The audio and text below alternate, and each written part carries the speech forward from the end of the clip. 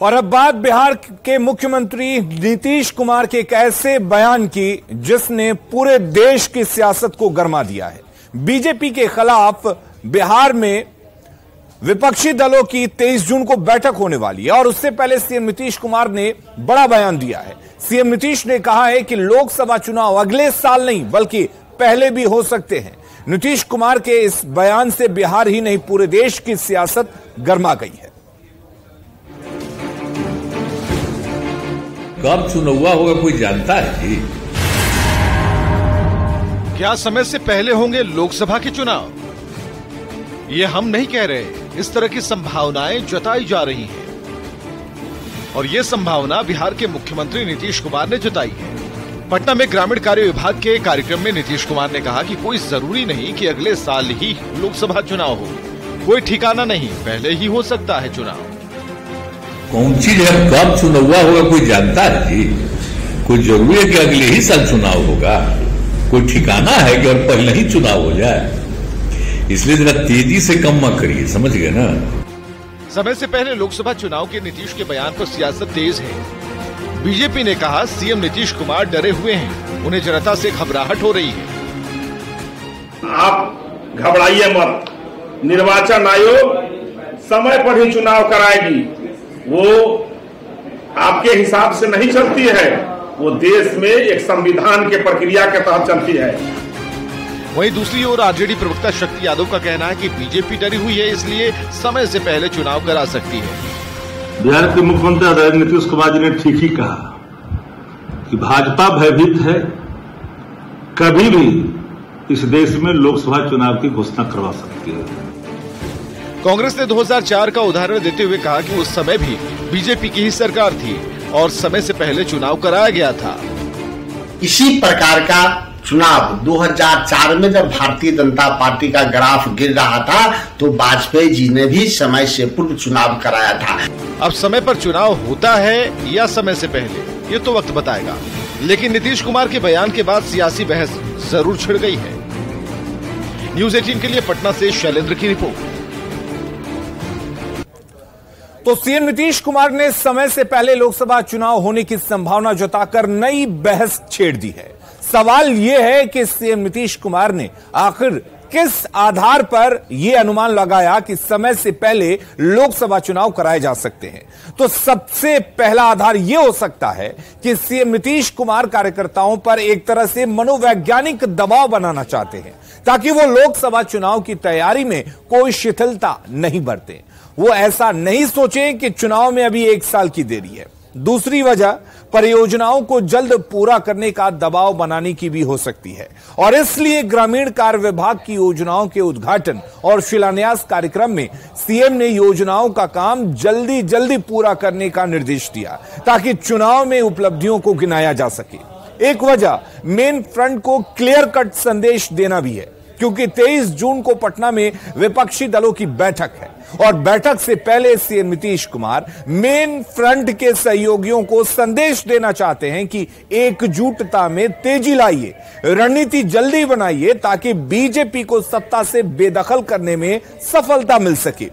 या फिर ऐसा भी हो सकता है कि शायद नीतीश कुमार बीजेपी को 2004 की याद दिलाना चाहते हैं क्योंकि 2004 में बीजेपी ने फील गुड फैक्टर और शाइनिंग इंडिया का नारा देकर समय से पहले चुनाव कराया। बीजेपी को लगता था कि शाइनिंग इंडिया के दम पर वो चुनाव जीत जाएगी, लेकिन वाजपेयी जी चुनाव हार गए और यूपीए सत्ता में आ गई।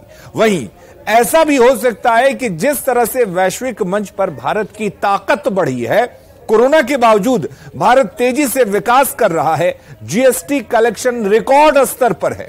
दुनिया भर की बड़ी बड़ी संस्थाएं अनुमान लगा रही हैं कि आने वाले दिनों में भारत की अर्थव्यवस्था मजबूत होगी।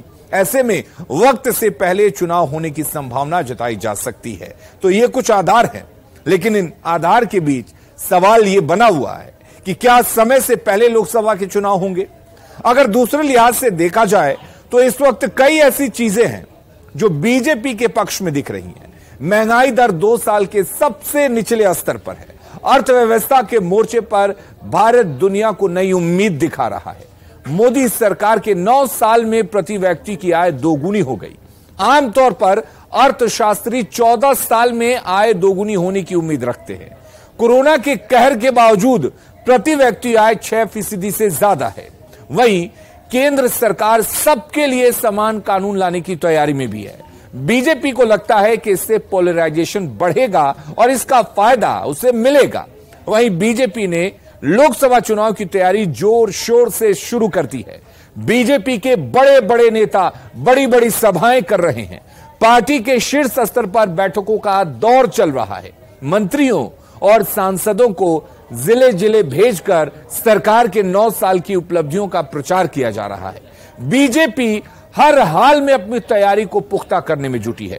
इसके अलावा समय से पहले चुनाव होने की एक और वजह मौसम हो सकता है, क्योंकि मौसम विशेषज्ञों के मुताबिक अगले साल यानी कि 2024 मार्च के बाद बहुत ज्यादा गर्मी पड़ने की संभावना है, जिससे लोकसभा चुनाव में मतदान प्रतिशत कम हो सकता है, जो बीजेपी के लिए ठीक नहीं है। ऐसे में अनुमान लगाया जा रहा है कि चुनाव 2 से 3 महीने पहले भी हराया जा सकता है। इसके अलावा देश की आर्थिक बेहतरी भी एक वजह हो सकती है, क्योंकि यह बीजेपी के लिए फील गुड का फैक्टर ला रही है।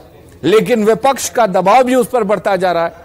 दिल्ली में यौन शोषण का मुद्दा हो, जिस पर महिला पहलवानों के आंदोलन हो या किसानों का आंदोलन हो, विपक्ष लगातार दबाव बढ़ाता जा रहा है। ऐसे में इसी साल 5 राज्यों के विधानसभा चुनाव के साथ साथ लोकसभा का चुनाव कराने पर भी विचार चल रहा है। लेकिन 2004 के नतीजों को देखते हुए बीजेपी फूंक फूंक कर कदम रखना चाहती है। और मुख्यमंत्री नीतीश कुमार ने लोकसभा चुनाव समय से पहले होने की आशंका के बाद आरजेडी प्रवक्ता मृत्युंजय तिवारी का कहना है कि नीतीश कुमार का लंबा राजनीतिक अनुभव है। उन्होंने अपने अनुभव के आधार पर ही यह बात कही है। वहीं बीजेपी और कांग्रेस और जेडीयू के अलग अलग राय हैं।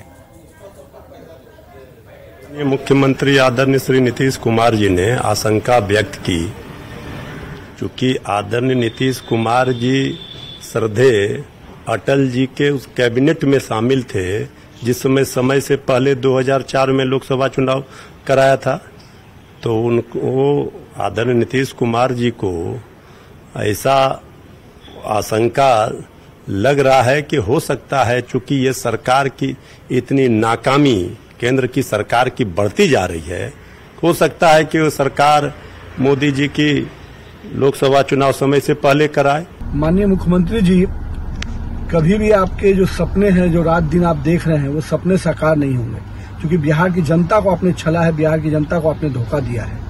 और मुंगेरी लाल के सपने देखने से नहीं होगा। प्रधानमंत्री की कुर्सी उसी को मिलती है जो देश की जनता का सेवा करता है। आपने तो इस देश की जनता के साथ धोखा किया है। लोकसभा चुनाव से पहले कई राज्यों में विधानसभा के चुनाव होने हैं। भाजपा की जो इंटरनल रिपोर्ट है वो बता रही है कि वो राज्यों के चुनाव हार रही है। इसलिए भाजपा चाह रही है कि लोकसभा चुनाव के साथ ही विधानसभा के चुनाव कराए जाएं, ताकि लोकसभा के लिए जो माहौल बनाया जाए उस माहौल का राजनीतिक फायदा विधानसभा चुनाव में हो जाए। विधानसभा चुनाव को लंबे अरसे तक तो टाला नहीं जा सकता, लेकिन लोकसभा का चुनाव तो पहले करवाना केंद्र सरकार के हाथ में है। तो ये संभावना दिख रही है कि मोदी जी इस्तीफा देंगे और विधानसभा चुनाव के साथ ही देश में आम चुनाव भी होगा। नीतीश जी यही कहना चाह रहे थे, ये बहुत स्पष्ट है। भारतीय जनता पार्टी तो भयाक्रांत रूप में है ही, और इसीलिए माननीय नीतीश कुमार जी के 23 जून के जो महागठबंधन के शीर्ष नेताओं की बैठक है, उसके बाद भारतीय जनता पार्टी के शीर्षस्थ नेता का बिहार आगमन हो रहा है। तो यह तो पूरे संदर्भ बताते हैं कि भारतीय जनता पार्टी बेचैन है, हड़बड़ी में है, इसलिए वो लोकसभा पहले भी रद्द करके चुनाव करवा सकते हैं। इससे कौन इनकार कर सकता है। तो एक तरफ से नीतीश कुमार ने लोकसभा चुनाव समय से पहले होने की आशंका जताई है और परियोजनाओं के काम को जल्द पूरा करने का निर्देश दिया, तो दूसरी तरफ बीजेपी भी चुनावी मोड में दिख रही है। बिहार बीजेपी के कोर ग्रुप की कल दिल्ली में बैठक हुई, जिसमें लोकसभा चुनाव की रणनीति पर चर्चा हुई। साथ ही संभावित गठबंधन को लेकर भी मंथन हुआ। और जिस तरह से पूर्व सीएम जीतन राम मांझी के बेटे संतोष कुमार सुमन का इस्तीफा हुआ, वैसे में बीजेपी की यह बैठक काफी अहम मानी जा रही है। बैठक में बीजेपी के संपर्क अभियान की भी समीक्षा की गई और विपक्ष को जवाब देने की रणनीति पर चर्चा हुई, क्योंकि 23 जून को पटना में विपक्ष की बैठक है ऐसे में बीजेपी की तरफ से जवाब देने की तैयारी की गई है। 24 जून को जेपी नड्डा बिहार आएंगे, झंझारपुर में जेपी नड्डा की रैली होगी, तो 29 जून को गृह मंत्री अमित शाह बिहार दौरे पर आएंगे और लखीसराय में रैली करेंगे। देखिए, महासंपर्क अभियान हमारा चल रहा है और हम लोग लगातार जनता के बीच में जा रहे हैं कि 2014 के भारत और 2014 के बाद के भारत, इस पर हम लोग चर्चा कर रहे हैं। पूरे देश में अभियान चल रहा है, बिहार में भी इस अभियान को हम लोग आगे ले जाने का काम कर रहे हैं। अभी 2 महत्वपूर्ण बड़े नेता हमारे बिहार जा रहे हैं। आदरणीय राष्ट्रीय अध्यक्ष जी जेपी नड्डा जी 24 तारीख को झंझारपुर में सभा करेंगे और 29 तारीख को आदरणीय गृह मंत्री जी बिहार की यात्रा पर रहेंगे। एक और सवाल है, आज यात्रा कहाँ होगी? अमित शाह जी की यात्रा का मुंगेर होगा, मुंगेर लोकसभा के अंतर्गत। और अब बिहार बीजेपी कोर ग्रुप के इस बैठक के मायने को समझिए। वैसे तो बीजेपी सालों भर चुनावी मोड में रहने वाली पार्टी है, लेकिन लोकसभा चुनाव का काफी ज्यादा महत्व होता है और लोकसभा का चुनाव होने में 1 साल से भी कम का समय बाकी है।